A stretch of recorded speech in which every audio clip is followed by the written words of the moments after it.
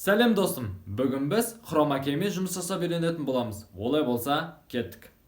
Біз ең алдымен хрома кейдің не екенін түсініп алайық. Бұл хрома кейдің мүмкіндігі шексіз деп айтсам да болады. Бұдан бүкіл Марвелдің киноларында өздеріңіз көрген түрлі қызықты кино, тіпті мультфильмдерге де қолданады.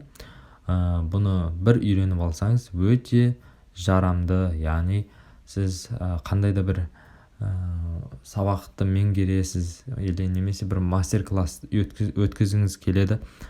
Соған дәл мен секілді тура сізде артқы фоныңызға хрома кей жалғап өзіңіздің студияңызда жасасаңыз болады. Яғни біріншіден біз біліп алайық, хрома кейге қалай жасау үшін базардан 2-3 метрді 2000-2,5 теңге сол аралықта алуға болады. Ал қалған светтерін, ол өте маңызды. Яғни хрома кейге матаға түсетін свет өте маңызды. Сіздің артыңызда қойылған, яғни хрома кей матаға оң жақтан және сол жақтан свет түсуі керек. Және ортаңғы беттен сіздің бетіңізге сурет түсуі керек. Сол кезде сіздің матаңызды хрома кей жақсы көріп, жақсы анықтайтын болады. Бұл өте маңызды. Ал сіз далада түсіретін болсаңыз, күн жарыққа шығарып қойып, әдемі шуақты күнде түсірсеңіз де болады. Оған светтің қатты керегі жоқ деп айта аламын. Ол практикада өтілген. Олай болса, біз сабағымызды жалғастырайық. Ұрыста тұрыс жоқ, кеттік. Әдеттегідей өзіміз үйреніп қалған видеолип приложениесімен жасайтын боламыз. Видеолипке кіреміз, плюс батырмасын басамыз, өзімізге ұнаған, яғни хрома кей жасалған видеоны таңдаймыз, добавить етеміз, және де қасына фото қосуымыз керек, яғни артына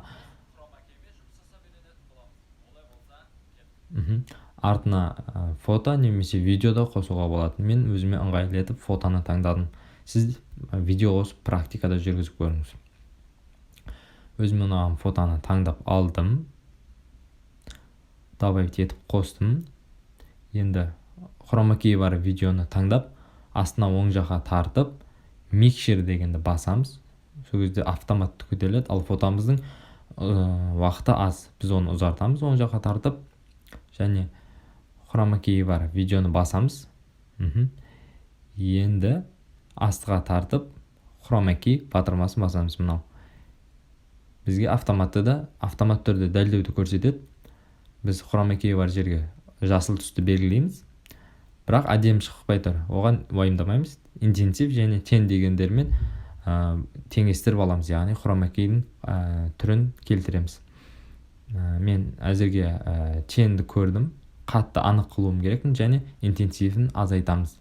Сол кезде өзі анық күйге шынайы түрде көрінетін болады.